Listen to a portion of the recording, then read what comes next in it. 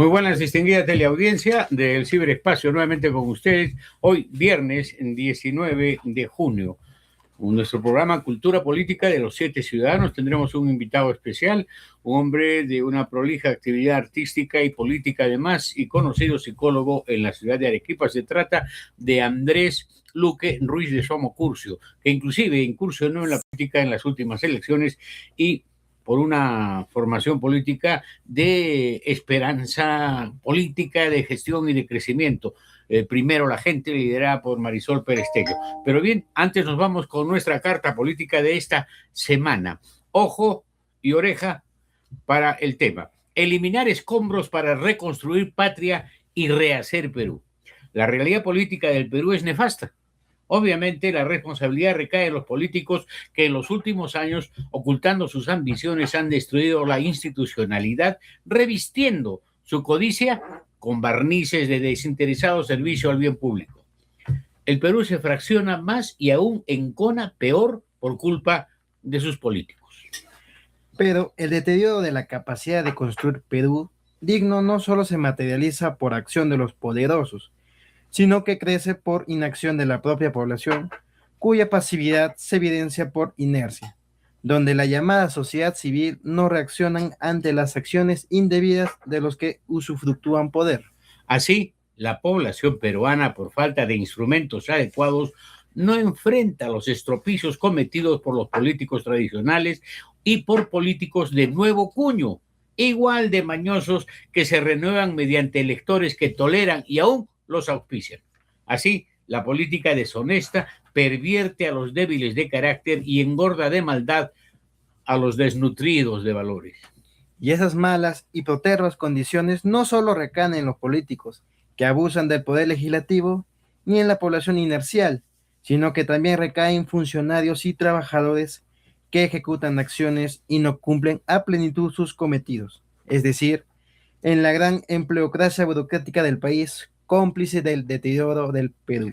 Entonces, la crisis que vive hoy el Perú no solo surge por acción de políticos, sino por inacción de burócratas, acompañada de población pasiva y anómica que no controla ni detiene los estropicios legislativos y de gestión en la administración pública. La población está pintada en la pared, con pinceles burocráticos y decorado legislativo.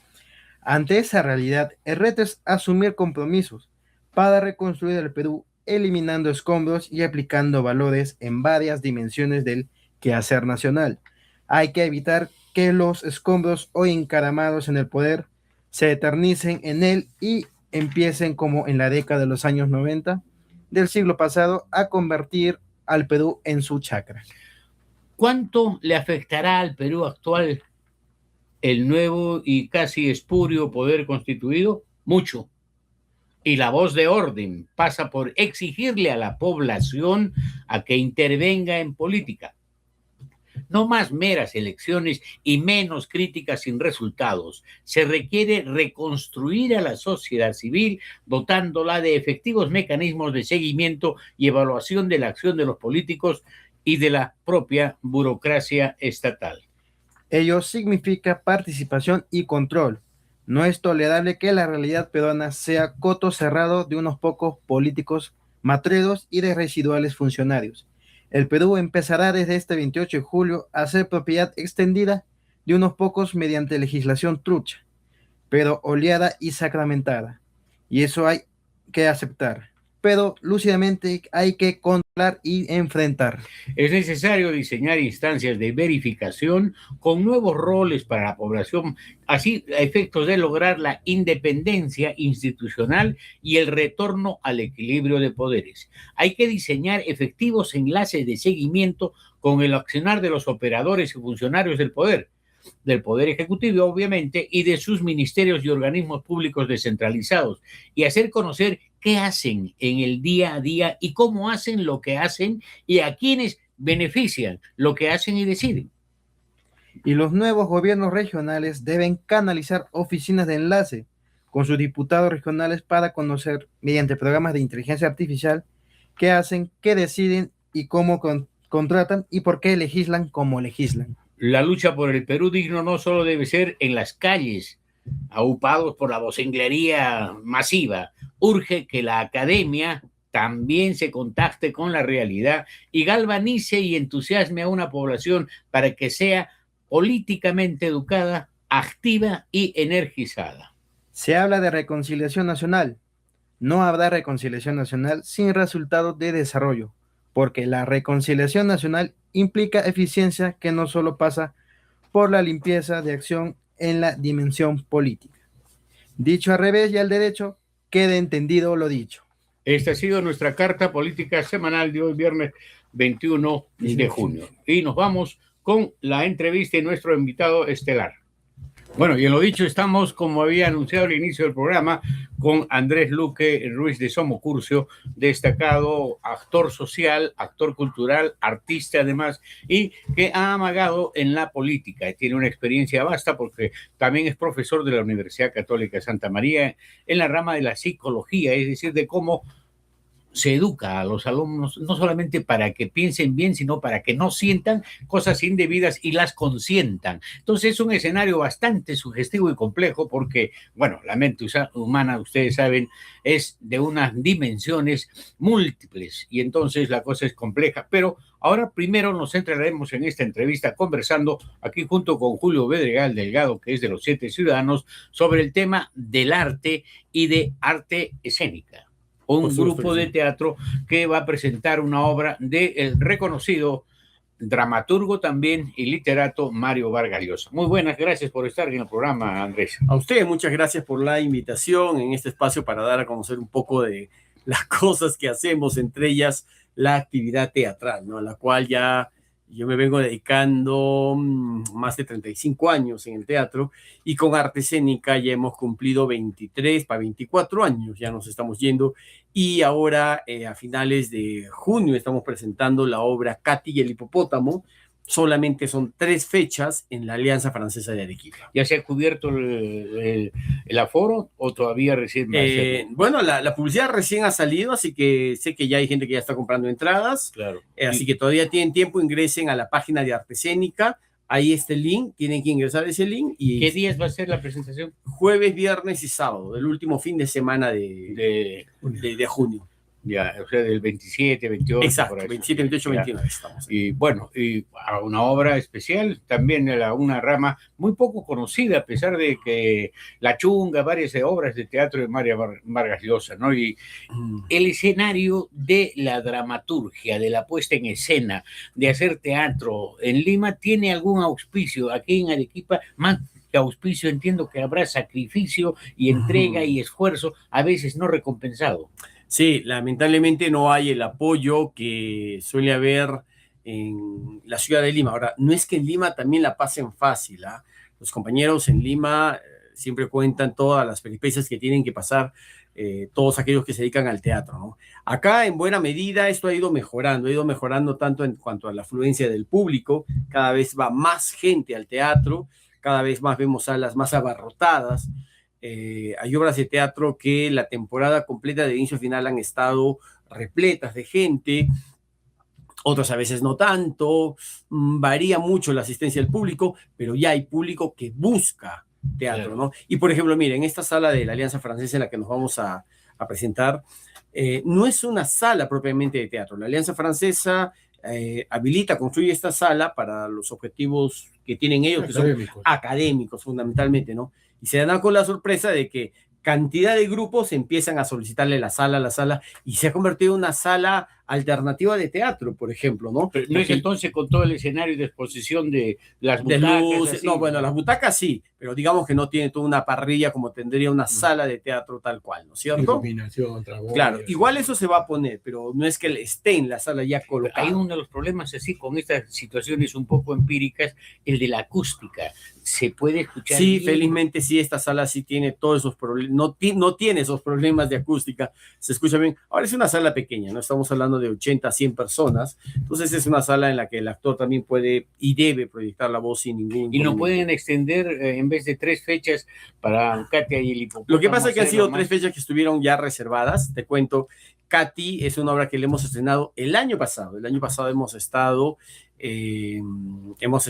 mes y medio más o menos de temporada en el Teatro Mario Vargas Llosa, en la avenida Parra, efectivamente. Es un teatro que está bajo la administración del gobierno regional. De ahí nos invitaron a Lima. En Lima le hemos puesto por el cumpleaños de Mario en el Teatro Mario Vargas Llosa de la Gran Biblioteca Nacional, y ahora hubo esta opción, así que dijimos, vamos, claro, que sí, por supuesto, cada vez que haya opción de poner una obra de teatro, en buena medida nosotros estamos ahí, y sobre todo, es una obra de Mario Vargas Llosa, como tú bien decías, quizás no es de las más conocidas, hay otras como La Chunga, por ejemplo, que es una magnífica obra, pero esta también, o La señorita de Tacna, ¿no? Por ejemplo, pero te cuento, esta obra de Katy y el Hipopótamo, yo la leí hace muchos años, ¿no? Pero ahora que le hemos releído, que yo le he releído, le hemos encontrado otro significado, y creo que por las cuestiones políticas de la figura de Mario, es que muchos hemos tenido prejuicios frente a la dramaturgia de Mario, porque a nivel de la novela creo que nadie puede cuestionar su calidad literaria de Mario, reconocido a nivel internacional como de los mejores novelistas que hay, pero a nivel de dramaturgo siempre había algunas observaciones, ¿no?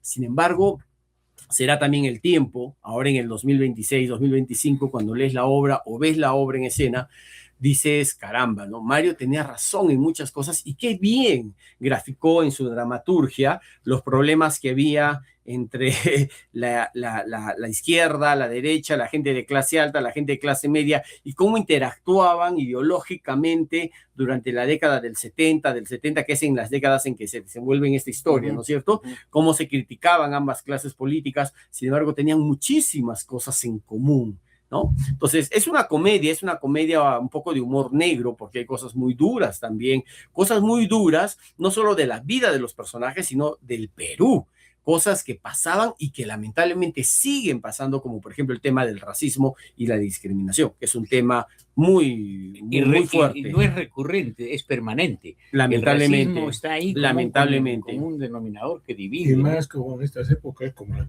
estos días, cobra más actualidad, ¿no es cierto? Totalmente. Y entonces habría que aprovechar también la presencia, digamos, y la escenificación de esto para hacer un poco de pedagogía, ¿no? Respecto de, por ejemplo, de tus alumnos en la universidad seguramente, o la misma Alianza Francesa que tiene gran cobertura, sería bueno aprovechar, y para esto, digamos, utilizar todos los canales de comunicación que existen. Así es, por ejemplo, esta sí que yo estoy muy agradecido con ustedes en ese sentido, y sí, creo que se nos vienen tiempos difíciles. Gane quien gane, pero al parecer ya hay una ganadora, parece, ¿no es cierto? Y yo creo que se vienen tiempos muy difíciles, y van a pasar peores cosas, creo, de las que hemos estado viviendo, lamentablemente. Ojalá me equivoque. Y hay que empezar a trabajar, como ustedes hablaban hace un momento en la introducción, ¿no? El tema de la sociedad civil. Sí. La sociedad civil ya no participa, no tiene una reacción frente a tantas cosas que sucede de parte del Estado. Tiene que haber legitimidad, no solamente legislaciones que a veces son pervertidas y perversas. Es decir, tenemos que reaccionar, no como somos mansos corderos que ponemos la cabeza para que nos decapite. Sí. Y han, sin golpe de Estado, como ya lo dijo organismos internacionales, lo dijeron, que se ha destruido, ha habido golpes de Estado y dictadura congresal sin haber golpe de Estado. O sea, han hecho las maniobras que han deseado hacerlas para su propio beneficio. Y ahora la cosa, las papas queman, y con el advenimiento del niño, ¿sabrá gobernar? ¿Sabrá esta gente resolver los problemas cruciales y críticos del país? Por ejemplo, esta ley que acaban de aprobar o que están por aprobar, en la cual la policía, si comete actos de violencia o de represión, militar, se va a un fuero especial, ¿no es cierto? Habría que ver en qué otros países sucede eso, y en casi ningún país sucede eso. Tendrían que estar en el fuero civil. Delitos comunes van a ir al fuero militar. Así entonces, es. Todos nos vestiremos de militares. Entonces ya estamos, y todavía no es presidenta la señora Fujimori, ¿eh? O sea, realmente las protestas se van a criminalizar aparentemente en los próximos 5 años, y entonces creo que es también tiempo de empezar a construir sociedad civil, construir, educar, dar una pedagogía sobre cuál es nuestra participación. No importa que tú seas de derecha o que seas de izquierda, o sea, esa dicotomía a la que nos han llevado, lo único que genera son falacias, ¿no? Porque ¿Ustedes creen que el problema era que Keiko era de derecha y que el otro señor, de Roberto Sánchez, era de izquierda y era un problema de izquierda y de derecha? Yo creo que no. Yo creo que no. Yo creo que no. Roberto Sánchez ha cogobernado con el fujimorismo y con otros grupos de derecha y de izquierda en este congreso que ha pasado. Y ahí no se han puesto a pensar de que tú eres de un lado y yo del otro lado. Han gobernado en base a sus intereses, a sus beneficios, ¿no? Ahora, de salir, si es que saliera Sánchez, Juntos por el Perú, el Senado lo tiene controlado el fujimorismo. El fujimorismo más el grupo de López Arriaga van a tener mayoría. Va a ser Nieto Montesinos y las cosas pues son ambivalentes, pero al final yo entiendo y presumo que los mismos militantes de Juntos por el Perú que se han adscrito a cuando a ganadores y están por perder, son ambivalentes y van a cambiar. Es decir, la política del contubernio, de las traiciones y de los deseos y los apetitos inmoderados, pero subterráneos, va a aparecer y de repente va a empezar a gobernar con la gente que en las elecciones de la segunda vuelta eran adversarias y ahí van a ser sus conmilitones, sus cómplices y sus acompañantes. Realmente, ese es el Perú político. Es que la improvisación, lamentablemente, de Sánchez un poco que ha empujado eso también. ¿No es cierto? El hecho de alcanzar el poder, cueste lo que cueste, ha tenido que, digamos, entrar en conversaciones no muy santas con todo el grupo que lo ha rodeado. Y ahora vemos que se está desintegrando ese grupo, ¿no? Precisamente por, digamos, una mala acción política del mismo Sánchez. Qué interesante sería, por ejemplo, en relación a lo que tú dices, Julio, de que den una ley antitránsfuga. O sea, si tú ingresas por el partido A, tú tienes que terminar con el partido A durante 5 años. Y si renuncias, debería ser vacado y subir un accesitario. Bueno, al final pueden mantener su militancia, ¿no? Pero como dijo Ramiro Prialé, conversar no es pactar. Pero sí, en la práctica, ese conversar significa un negocio bajo la mesa. Yo sigo siendo de mi partido incólume, intachable, pero voto porque hemos tenido un acuerdo por beneficio del país. Es decir, pueden hacer cualquier juego de prestidigitación para llegar a acuerdos que los van a convenir a ellos. ¿Qué es lo que ha pasado durante lo que viene pasando en este último periodo, ¿no? Pero descaradamente se cambian de un grupo a otro grupo justamente para aprobar esas iniciativas que les conviene a ellos y a sus grupos de poder. Ahora, Andrés, la población por instinto no ha votado por Podemos, por Acción de Acuña, ¿no es cierto? Pero estos a lo mejor van a revivir en las elecciones municipales para los gobiernos subnacionales o para los gobiernos locales. Es decir, que también hay una especie de fariseísmo o de gitanería en la propia población que sanciona a un grupo, pero lo va a hacer revivir en las elecciones generales. Esto es hipotético, pero puede suceder justamente por nuestra falta de educación. Pero la hipótesis que tú dices tiene un sustento, que es el sistema electoral que tenemos. O sea, estas elecciones ya se preveía que podía volver el fujimorismo a la segunda vuelta y que iba a acabar como iba a acabar. ¿Por qué? Porque es este sistema electoral. Por ejemplo, el año pasado, en el mes de octubre, se debieron haber llevado a cabo las primarias. Si se llevaban a cabo las primarias de los partidos, no hubiéramos tenido 30 y tantos partidos. ¿Qué hizo el Congreso en ese momento? Eliminó las primarias y entonces surgieron toda esa cantidad. Y eso es pues justamente permitir que ese fraccionamiento de los votos, es un carnaval de electores, 36 partidos, se eliminan las pasos, ¿no? Las obligatorias, simultáneas, etcétera, por inducción del fujimorismo. Eso está clarísimo. Sí. ¿Para qué? Para que, bueno, la gente empiece a hacer un carnaval con las votaciones, ¿no? Es que no ha tenido, digamos, una oposición firme, ¿no? Inteligente. Porque si hay 5 o 6 partidos, Julio, la cosa es mucho más clara, las opciones son mucho más nítidas. En cambio, con 36, ahí se generaliza no la opción, sino la diversión. Entonces empieza a buscar lo que más le conviene. Yo pienso que para frenar esta, digamos, cuestión que tiene como base el transfugismo, habría que sancionar de alguna manera a los partidos. ¿Y cuál es la mejor sanción? O sea, el que ha renunciado a ese partido perdió el puesto de... Así debería. El partido Así debería ser. Esos ¿no? son mecanismos inteligentes, pero ojalá que puedan ser concretados y discutidos inclusive, ojalá. ¿no? Y otra cosa que creo que también, por una parte, tenemos el tema del sistema que está mal hecho. Bueno, no es que esté mal hecho, es que está hecho a la conveniencia de los que están en el poder. Ojalá que eso cambie. El otro tema también es de que creo que los diferentes líderes políticos en el Perú tienen que hacer un mea culpa. En un inicio, la única candidata que tuvo la capacidad de decir yo renuncio a mi candidatura, llegamos a una candidatura de Marisol así es, de consenso, fue Marisol. No voy a decir quiénes, pero hubo 4 candidatos que dijeron que no. Un señor fue y dijo, desde el inicio dijo, no, a mí no me interesa. Con otro hubo conversaciones, su grupo dijo que no. En otro hubo 2 conversaciones y nunca más volvieron a aparecer, ¿no? Y todos, existe, ¿sabes qué? Todavía esto en la psicología del político peruano de ser el caudillo. O sea, como que estuviéramos en la época de la República. ¿Se acuerdan? En la República todos hemos leído los libros, nos han enseñado al colegio.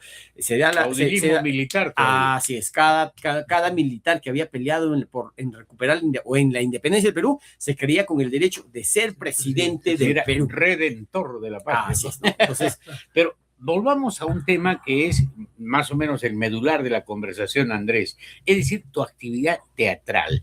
El teatro necesita interpretación también, es decir, representas a un personaje, pero interpretas a ese personaje. En ese contexto, la realidad del sur del país no ameritaría que ustedes puedan conseguir algún auspicio, una cosa así, para hacer, por ejemplo, el teatro que hacen, que sea itinerante y que tengan convenios con la Municipalidad del Cusco, la de Tacna, la de Puno, para presentar esas obras y más o menos elevar el espíritu, la inquietud y las expectativas de la gente, porque a veces los desarrollos desiguales cultural y artísticamente hablando desfavorecen una plataforma mucho más asequible de intercambios de ideas, de pareceres. Eso que tú mencionas, ¿no? Se llama generar circuitos. Claro. Entonces, por decir, el grupo de Arequipa, nosotros luego terminamos nuestra temporada, nos vamos a Moquegua, nos vamos a Tacna, nos vamos a Puno, nos vamos a Cusco. Un grupo de Cusco termina su temporada y también se viene por Arequipa, y así creamos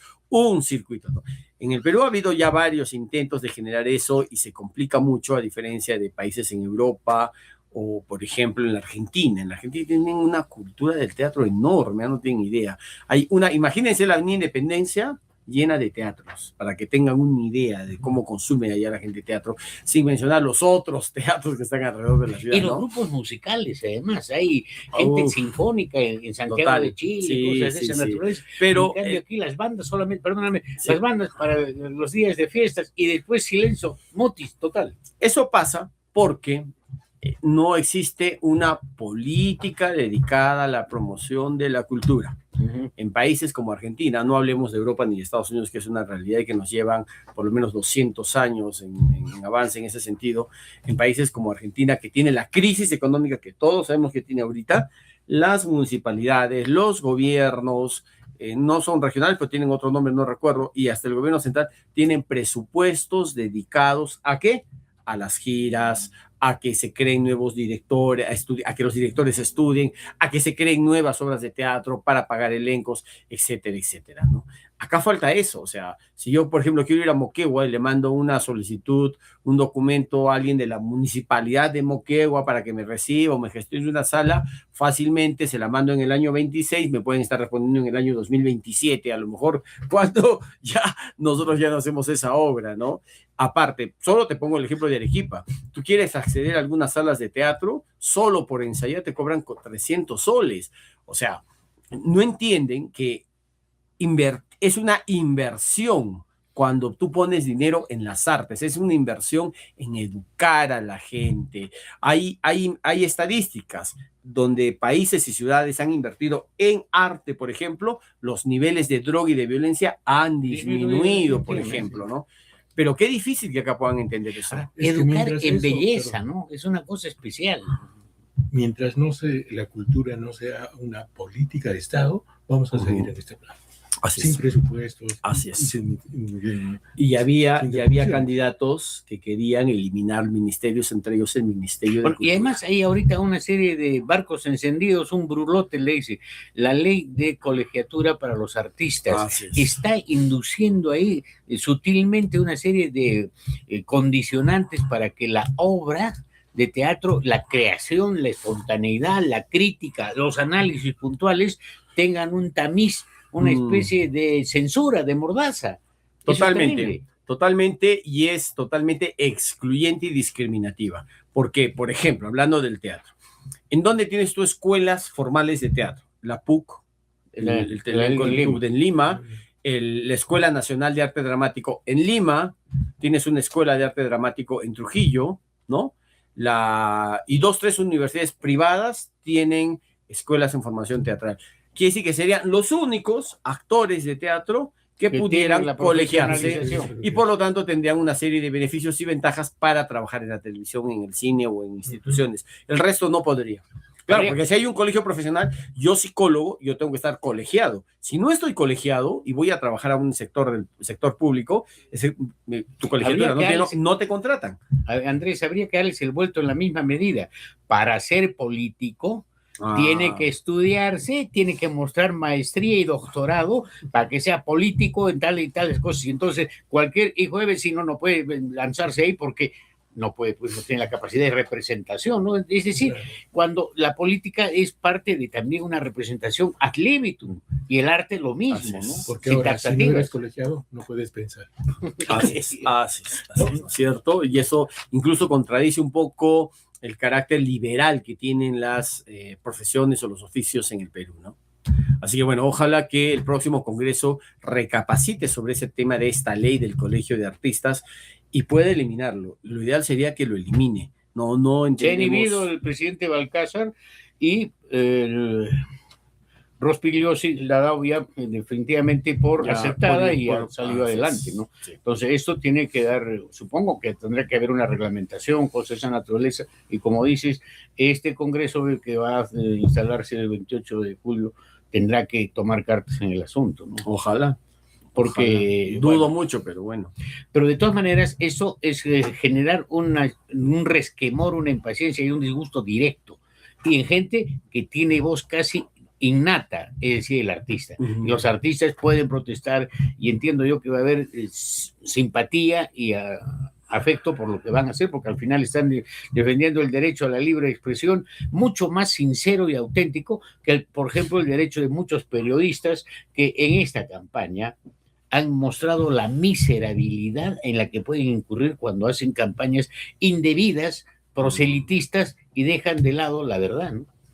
Qué bueno que menciones eso, porque cuando vemos los resultados de estas elecciones, se habla de los candidatos, del sistema electoral, de los políticos, de los empresarios, ¿no? De los medios de comunicación, pero nadie habla de los periodistas, ¿no? El rol que han tenido a favor más de algunos candidatos y sobre todo del fujimorismo, que tiene como antecedente haber comprado medios de comunicación y haber comprado periodistas, ¿no? Y los periodistas, algunos que han estado en esa época, hoy en día los vemos en la televisión, ¿no es cierto? Y realmente con un actuar un poco dudoso, ¿no? Pero además yo creo que el periodismo debería pensar, o sea, ¿en qué momento el periodismo como profesión hizo un mea culpa? ¿No? Se disculpó por lo que pasó en la época de la dictadura. En ningún momento lo hemos visto. Hemos visto periodistas que han dicho, yo me fui a Estados Unidos porque estuve enferma, porque tuve que no sé qué, y ahora regresan como los grandes periodistas defensores de la libertad, cuando tienen todos los antecedentes de haber trabajado con el fujimorismo o en la época de Alan García, donde se compraba el periodismo, ¿no? Bueno, y actualmente un diario que es reputado como la estelaridad de la conciencia crítica peruana, como el diario El Comercio, se ha pervertido terriblemente al extremo que en mi concepto pienso que ya los Miro Quesada han desaparecido porque tuvieron un peso en el siglo XX, pero en este siglo XXI ya no, se han reproducido tanto que ya no hay Miro Quesadas, hay Arévalos, hay Meyer, etcétera, y ya no tienen ninguna influencia, y además que ya vendieron el diario. Y el diario va a tomar nuevas autoridades, supongo, y directivos a partir de noviembre de este año, ¿no? Sí, pero tuvo una influencia y es una pena que sea... digamos, alguien que tiene poder económico. ¿no? En base a los negocios y al mercantilismo propio, ha tomado pues el capital del comercio, ¿no es cierto? Que ya también venía de menos por los antagonismos de las últimas épocas, ¿no es cierto? Donde un grupo también descalifica al otro. Y eso, digamos, encendido por ambas partes. Entonces, ya no hay, como tú dices, conciencia crítica, ¿no? Pero además a lo que tú dices, creo que también pasa porque la gente acá en el Perú, algunas personas piensan que, por ejemplo, medios de comunicación es una cuestión de empresa. O sea, yo vendo salchipapas, me hice millonario vendiendo salchipapas y ahora tengo la plata suficiente para comprarme un medio de comunicación y lo administro como yo quiero. O sea, eso pasa solo en el Perú. En Europa, efectivamente, un magnate que vende cualquier cosa se puede comprar una empresa, pero lo que hace es colocar gente que sabe manejar ese medio o la educación. La educación universitaria no es un negocio. O sea, ni siquiera las universidades privadas, las que cobran más, pueden pensar que la universidad es un negocio. ¿Por qué? En primer lugar, porque el Estado lo está exonerando de una serie de impuestos. En segundo lugar, las regalías, las ganancias que tienen, por ley tienen que ser reinvertidas a la universidad, porque la educación es cara aquí en la China y en todo el mundo. Y en los países más desarrollados, la mejor educación es la pública y la privada compite con la pública y reinvierte mucho. Pero acá se llenan de plata los empresarios que tienen universidades, brindan una educación pésima de calidad y todavía tienen el cinismo de esa ganancia, dedicarla a la política, llevar a sus candidatos a las universidades o sacar dinero de la universidad para sus campañas personales, ¿no? Bueno, y ese es parte del efecto rebote, porque en el mismo Estados Unidos, que en muchos aspectos a través de varios del Washington Post, del New York Times y de programas de televisión, era baluarte de defensa de la integridad y de la investigación periodística de verdad, el caso Watergate, que es de antonomasia. Todo eso ahora, último, hasta esta semana han empezado a censurar a visibilidades de la televisión de Estados Unidos, la CBS, ¿no? De decapitarlos, ya señores, no van. Y entonces todos se están alineando con esa política abusiva, agresiva y estúpida de Donald Trump, ¿no? Exacto. Entonces ahí se... Bueno, son ejemplos que acá algunos los están tomando y que bueno, que no son buenos ejemplos, ¿no? Porque lo que pasa en Estados Unidos va a acabar con Donald Trump, yo estoy casi seguro, ¿no? O sea, él se cree el Capitán América todavía, ¿no? Entonces, es su dueño del mundo, no es así. Entonces las cosas tienen que revertirse. Tienen que revertirse porque el nivel de violencia acá no nos llega. Irracionalidad, o sea, es increíble. O sea, pareciera que estamos viendo en la época de Hitler, realmente lo que está sucediendo en Estados Unidos. Lo primero que hace decir, bueno, Groenlandia me pertenece. Canadá debería ser nuestra. Ahora, un poco que ha estado con el rabo entre las piernas, porque se ha metido con Irán, y donde la población en Irán tiene un fanatismo rayano en una serie de situaciones hasta de entrega a la vida, ¿no? Y qué cosas habrán de por medio que ha tenido que recular Donald Trump, ¿no?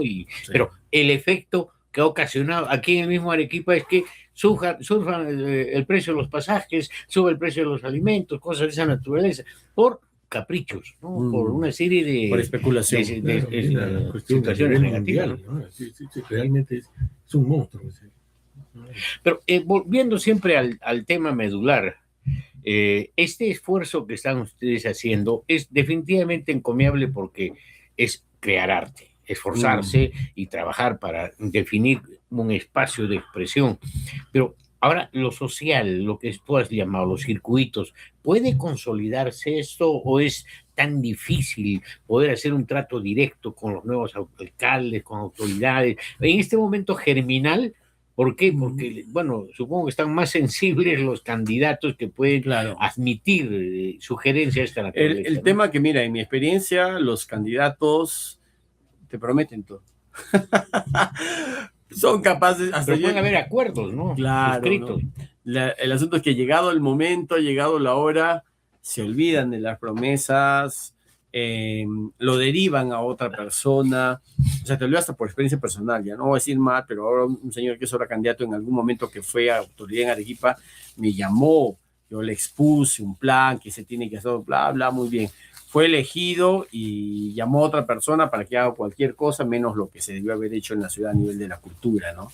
Entonces, sin embargo, siempre es una posibilidad. Claro, no hay que perder esa si el posibilidad. escenario es demasiado grande, Tacna, Moquegua, Puno, Cusco, para hacer estos circuitos, ¿por qué no en el espacio? Arequipa ya ha pasado 1 millón de habitantes. Claro. Y entonces hacer un circuito distrital, Caima, Cerro Colorado, Yanaguara, cosas, sí, claro. el centro, Sí. entonces itinerante de visitas, ¿no? Cosas, de todas maneras, porque llevar arte es hacer rejuvenecer, y estamos en una crisis del espíritu, Sí. ya no. ¿Dónde está el espíritu? Nada, la gente se ha materializado, se ha entorpecido tanto que solamente ve la ganancia, la utilidad, la rentabilidad, y bueno, el ocio a través de la televisión, ¿no? Yo pienso que el terreno más fértil para poner esa semilla serían los colegios. Si a los niños les hace gustar el teatro, la música, eso se va a quedar grabado en ellos, ¿no? Sí, hay que trabajar bastante en eso con los más jóvenes, porque si tú trabajas con jóvenes, eso luego se va a revertir, porque de 100 alumnos, por lo menos serán 10 que después van a consumir teatro, ¿no es cierto? Y entonces esa es la mejor inversión, ¿no? Pero hay varias cosas ahí, ¿no es cierto? Uno de que, claro, hay que preparar obras de teatro que te puedan permitir moverlas por cualquier tipo de espacio, porque, por ejemplo, si yo ahorita te digo, mira, me voy a presentar en la Municipalidad de Cerro Colorado, Cerro Colorado no tiene ninguna sala de teatro, ni José Luis, ni Caima, ni Yanaguara, ninguna municipalidad lo contempla, lo ve, ¿no? Y otra cosa que también es importante, o sea, los actores, las actrices, invertimos tiempo en un nuevo teatro. Y todavía hay personas que piensan que el arte debe ser gratis. O sea, si vas a presentar un nuevo teatro y va a ser gratis, ¿por qué me van a cobrar? Como que ¿por qué te van a cobrar? Si tú vas al médico te cobras, si vas al dentista te cobras, si vas a un restaurante te cobran por el servicio. El teatro también es así. Ensayar un nuevo teatro te cuesta mínimo 3 meses. 3 meses de 3 a 4 horas por día, ¿no? Y hay una inversión, vestuario, luces, sonido, utilería, maquillaje, publicidad, que es a veces lo más caro. Entonces hay una inversión que no es que la gente que estamos en el teatro no es que nos queremos hacer millonarios de la noche a la mañana, pero por lo menos quieres recuperar lo que has invertido al menos, ¿no es cierto? Y claro, Oye, además si se obtiene alguna solvencia y una ganancia, pues eso bueno, se va a reinvertir para fortalecer la actividad que se está realizando. Lo ideal sería que cada vez más nos dediquemos exclusivamente al arte, por ejemplo, y que de eso puedas vivir. Hay algunos compañeros que viven así. En Lima también hay algunos compañeros, no todos, lamentablemente, ¿no? Pero sí, esto tiene que crecer un poco más y ahí va a ser muy importante el próximo gobernador, alcalde o alcaldesa, por ejemplo, ¿no? Pero de todas maneras hay que tratar de que esto se pueda tangibilizar, ¿no?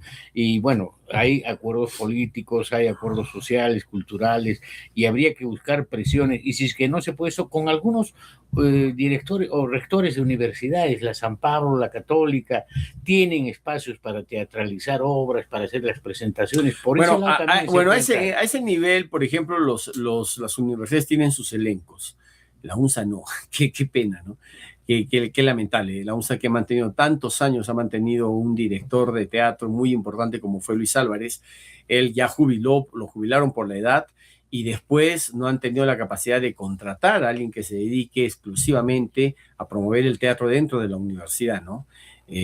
Por cuestiones de plaza, de presupuesto, pero o sea, por la mala administración, porque una vez más no consideran que sea importante, por ejemplo. Pero en las otras universidades privadas sí, en los últimos años ha habido ahí una inversión importante con los directores y con los elencos. Ahora, pero qué complicado es que ustedes tengan que lidiar con la propia creación y después tengan que enfrentar, a veces no, pero la amenaza de la desidia, de la inacción o de la indiferencia de autoridades que deben trabajar en esa propuesta, de hacer elevar el espíritu de la gente, ¿no? Así es. Es ahí un doble trabajo, doble esfuerzo, porque el solo hecho de poner ya tu obra de teatro, de dirigir, de producir tu obra, ya es un trabajo titánico. O sea, como director, tú estás pendiente de los actores, de la obra, de la producción, de todo, de la publicidad.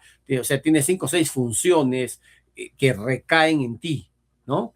Además de eso, tienes que lidiar con el dueño de la sala o con el administrador de la sala, que te la habilitan como debería ser, etcétera, etcétera, ¿no? Entonces, Por eso es que algunos grupos como nosotros decidimos formar nuestros propios grupos, ser más independientes y manejar con empresas privadas, por ejemplo, nuestras funciones y así por lo menos tener, digamos, la solvencia, ¿no? Y la libertad para poner puestas en escena y creo que no nos ha ido mal, al menos a nosotros Artesénica. Bueno, nosotros como 7 ciudadanos y a través de la APAFI de Puno, Agrupación Puno de Arte Folclórico y Teatro, teníamos nuestro grupo de teatro La Namcota y presentamos teatro en el Club Unión, en el Cine Puno, unas temporadas con un departamento de soltero, comedias, pero teatro, o sea, bien, con luces, con todas las cosas, pero es que declina el tema, no tiene la continuidad y la permanencia de seguir, ¿no? O sea, es una impaciencia creativa y te dura pues un año.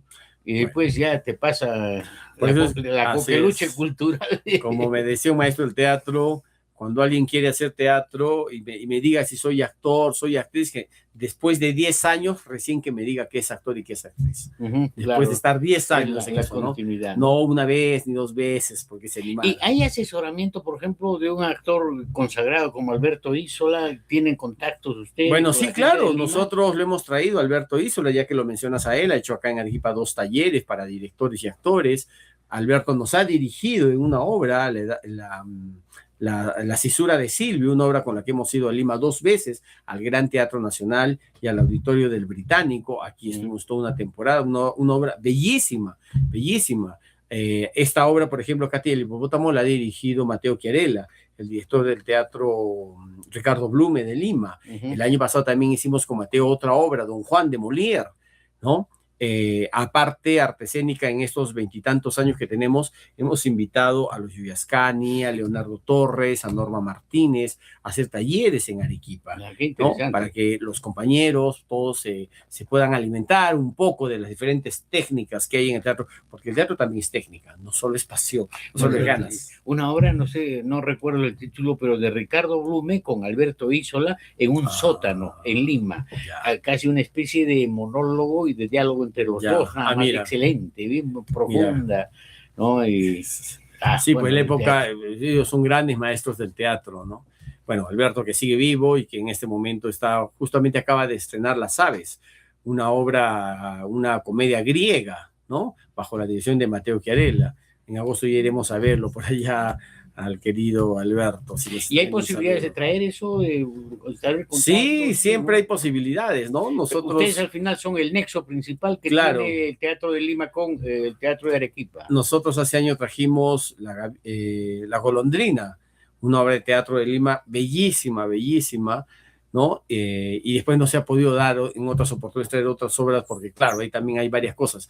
La gente que viene de Lima te pide, por ejemplo, quiere una sala con tales características, ¿no? Y acá no todas las salas tienen lo que se necesita. Bueno, ya están los camerinos, ¿no? Se necesitan ciertas calidades para el maquillaje, para sentarse, descansar, conversar previamente al momento de entrar al escenario, porque todo buen artista, según lo que dice la experiencia, es como si estuviera entrando por primera vez a una obra que casi siempre la ha repetido, ¿no? El año pasado nosotros lo trajimos a Salvador del Solar con esta obra que la han puesto en Argentina con su pareja, que es la actriz que actúa en la serie Betty la Fea, ¿no? Los trajimos ellos acá al Teatro Fénix, presentaron 2 días, 2 funciones la obra, ¿no? Linda la obra realmente, ¿no? 2 actores de primera, ¿no? Pero bueno, no siempre se puede porque yo y los demás compañeros no solamente nos dedicamos al teatro, también tenemos otras actividades a nivel profesional, familiar, ¿no? Profesor de Psicología de la Católica. Y de la UNSA también. Y de la UNSA. De las 2 y bueno, ¿y cómo sientes que es enseñarles psicología, ¿no? Hay tanta turbulencia, tanta situación. Bueno, yo estoy muy contento porque la mayoría de estudiantes que van a psicología son estudiantes que sienten la verdadera vocación. Quieren ser psicólogos, psicólogas, ¿no? Por lo menos yo creo que más del 90%. Siempre hay gente que está desorientada, que no sabe, que en el camino se encontrará, pero la gran mayoría, y eso es muy importante porque cuando tienen que enfrentar los retos de estudiar psicología, como por ejemplo, los psicólogos tenemos que leer. tenemos que leer bastante, Claro. ¿ya? No existe una psicología, existen muchas psicologías, entonces desde primer año, ¿no? Y la psicología es una de las ciencias más amplias, por decirte que, a ver, la psicología en este momento tiene 54 especialidades reconocidas en todo el mundo. Entonces, eso te implica que tengas que leer, que conocer de muchas cosas, ¿no? Y los alumnos y referentes responden. ramas, ¿no? Desde la cuestión laboral, pero hay hasta temas de psicología sexual, es decir, cómo Por reacciona supuesto, la sexualidad gente humana, frente así a es. el crecimiento de la libido, de las pulsiones. Es ¿no? una de mis especialidades. Yo enseño justamente ese curso en la UNSA, ¿no? Y claro, y tienes el tema laboral, educativo, clínico. En el tema clínico tienes subespecialidades, trabajar con niños, la neuropsicología, tienes trabajar con adultos mayores, la terapia de pareja, problemas del aprendizaje, problemas neurológicos, por ejemplo, patologías. O sea, hay una cantidad de espacios para trabajar. A veces ciertas exageraciones, Andrés, porque, bueno, uno tiene ansiedades, uno tiene estrés, pero cuando terminó la pandemia y se sugirió que se quitaran la mascarilla, una psicóloga dijo que iba a haber el estrés de estar sin mascarilla. A mí me pareció una enormidad de exageración, porque uno se quita nomás el asunto y ya se pasa, pero lo que pasa de estrés. Lo que pasa que, me imagino, no sé, no lo he escuchado, pero imagino que sería una especulación de ella. Y lo que sí se ha dado que algunas personas, creo que no todos, más bien al contrario, todos queríamos quitarnos eso más bien, ¿no? Ya no podíamos hablar, respirar, queríamos quitarnos como una forma también de salir de esta situación de ostracismo en la que hemos estado encerrados, y entonces nos sentíamos mejor sin mascarilla, sin eso. Pero sí ha habido algunos casos, ya mucho más puntuales, de jóvenes que ha acabado la pandemia y han desarrollado algunas complicaciones, algunos miedos a enfermarse, ya no solo del virus de la pandemia, sino de otras cosas, y han continuado con la pandemia. Pero eso ha durado, yo creo, al siguiente año, ¿no? Ahorita ya no vemos, lo que en todo caso sí nos ha quedado como un buen aprendizaje, que hoy en día mucha gente tú ves en la calle o en diferentes sitios con su barbijo porque está resfriada, ¿no es cierto? Entonces ya, eso no había antes, por ejemplo. Bueno, yo digo, con cierta ironía, tú estás poniendo porque tienes halitosis, tienes mal aliento, pero eso es una broma. El tema es ¿uno tiene más estrés o más ansiedad? El tema, a mí me parece que la ansiedad es obsesiva y eso es más corrosiva y destructiva, porque el estrés puede ser más aplanado, más extenso, ¿no? ¿O me estoy equivocando? Claro, lo que pasa, a ver, no todos tenemos la misma reacción frente a la ansiedad. Bueno, la ansiedad todos tenemos. La ansiedad es una reacción normal del cuerpo frente a una actividad. Por ejemplo, ahorita estamos conversando. Los tres podemos sentirnos un poquito de ansiedad. Eso es normal en el ser humano. Esa ansiedad más bien te impulsa, te motiva a hacer algo. Entonces, cuando uno hace una actividad, hay un cierto nivel de ansiedad. Hasta ahí vamos bien. Pero hay personas que por su personalidad manejan mejor la ansiedad. Hay personas que han desarrollado habilidades sociales, las han aprendido, manejan mejor su ansiedad. Hay personas que conocen técnicas de respiración, de relajación, manejan mejor su ansiedad. Pero hay personas que les cuesta manejar la ansiedad por antecedentes familiares, porque desde niños o desde niñas, al contrario, han crecido en espacios muy ansiosos. Puede asociarse con la neurosis, o sea, con una situación... Claro, entonces, ¿qué es lo que pasa? Hay mucha ansiedad, ¿no es cierto? A esa ansiedad tú le sumas el estrés. El estrés también es una reacción que todos tenemos en forma natural, ¿no? Aumenta el estrés y entonces empieza a aparecer la depresión, ¿no? No en todos los casos, porque a veces la depresión aparece como un síntoma totalmente aparte o diferente al estrés y a la ansiedad, ¿no? Pero muchas veces sí, la ansiedad tiene que ver más con la depresión. Pero la depresión ahora se cura con medicamentos, más o menos. Bueno, ese es un tema bien discutible, te comento, porque si fuera cierto que se cura con medicación, ya no existirían pues personas depresivas. Sigue habiendo. Y es más, las personas que toman medicación, hay muchas que se suicidan, recaen y les dan más 2 años, 3 años con medicación y la persona no mejora. Es más, ahorita hay una fuerte tendencia a ya no medicar a personas con la depresión, porque la depresión tiene un origen psicológico. O sea, las depresiones orgánicas son las mínimas. No sé, pues tú te caes del techo y te rompes el cerebro, o sea, tienes un traumatismo encefalocraniano. Como consecuencia, entre otras cosas, podrías tener, digamos, una depresión orgánica. Pero las depresiones, el 90 y tantos % de depresiones que tienen las personas es a causa de cuestiones emocionales o psicosociales. Entonces, hay que trabajarlas con el psicólogo. Bueno, de todas maneras hay que ingresar, tallar mentalizarse y profundizarse en estos temas de la psicología, la mente, las reacciones, las percepciones, ese escenario tan difuso, a veces tan concreto, que es nuestra vida cotidiana, ¿no? Te agradecemos mucho, Andrés, una brevísima lectura de un tema que es importante. Nosotros le llamamos la píldora conceptiva, ¿no? Como una bagatela. Aquí. En el extranjero los peruanos son otros peruanos. Es obvio afirmar que el peruano o la peruana que vive en el extranjero no sintoniza con el sentir histórico de los peruanos que viven en el escindido y recortado Perú de hoy. Y no sintonizan debido a que el dial anímico de esos emigrantes se ha vuelto difuso y hasta confuso, porque sus latidos diarios se movilizan por escenarios diferentes y con urgencias de diferente calibre. No obstante, y aunque parezca un contrasentido, cuando esos peruanos emigrantes vivieron en el Perú, su día a día anímico no fue ajeno al doloroso devenir del Perú, y por eso se fueron y emigraron como actores disconformes con la dramaturgia que se representaba en su propia tierra. Se fueron para olvidar y adquirir otra vida en otra sociedad. Se fueron para no sentir que el Perú se descalabraba.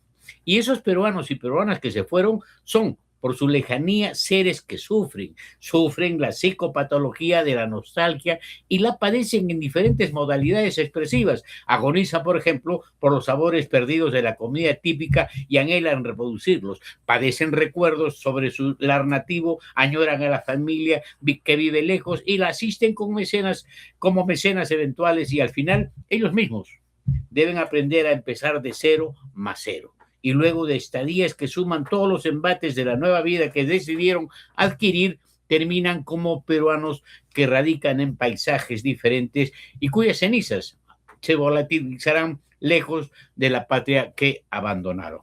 Pero, oh, paradoja, antes de irse de este mundo, los peruanos que se fueron aprendieron en el extranjero a ser ciudadanos formales, a ser caminantes a pie o en movilidad, respetando las leyes de tránsito, y fueron y son pulcros y cívicos, además de respetuosos de las leyes foráneas y cumplidores de la formalidad. Como colofón diremos primero que con suma probabilidad la educación que el Perú formal no pudo alcanzar para sus ciudadanos radicados en el Perú, y esto no es ironía, educación que cada día fracasa más, es seguro que solo será posible lograr y alcanzar objetivos deseados de civismo y honradez con la emigración. Mientras más peruanos se vayan, más se educarán en el extranjero. Y segundo, todos los peruanos somos iguales ante la ley, pero somos diferentes por lo que somos, por lo que hacemos y sentimos, y hasta por la manera de elegir y optar que eventualmente asumimos. Al final, ser peruano es todavía parte de una comedia inconclusa donde han metido palabra, mano y maña muchas personas. Esto más o menos para matizar algo de la situación un poco especial que significa ahora que la gente diga los peruanos del extranjero no deberían votar. Y eso me parece una opinión exagerada y totalmente descajada de la realidad, ¿no? No, sí, sí, y otros dicen que los del sur no deberíamos votar, ¿no? Solo los del Lima. Claro. Eso es según la gente esta, ¿no? Pero para el caso, por ejemplo, 100.000 puneños han votado por Fuerza Popular. Normalmente no ha sido pues un arrastre del 100%, un 82%, pero 100.000 puneños es una cifra que no se esperaba en otras circunstancias, ¿no? Sí, bueno, es parte de la realidad tan compleja, claro, y crítica. De eso, tan compleja. Necesitaríamos psicología social o psicología política, por eso, Andrés. Y buenos políticos, no basta ya de tanto político sin vergüenza. Eso realmente. Y sí, entran con buenas modales. El caso de un típico congresista puneño, Flavio Cruz Mamani, abogado, reputado él mismo como periodista, pulcro, y ha terminado siendo celoso guardián y una especie de comilitón de Cerrón Palomino o de Cerrón Rojas, el prófugo, y bueno, se ha desequilibrado totalmente. Creo que no ha sacado ni un voto en las elecciones, ¿no? Quizás nunca lo fue, quizás aparentó ser, quizás. Bueno, más allá de estas situaciones, te agradecemos. No, a ustedes, muchísimas gracias por la invitación, y el 25, 26, 27 nos estamos presentando a las 8 de la noche en la Alianza Francesa de Arequipa, en la calle Santa Catalina, segunda cuadra. Nos vamos hasta la próxima semana y como siempre le decimos, si Dios nos da vida y a ustedes paciencia.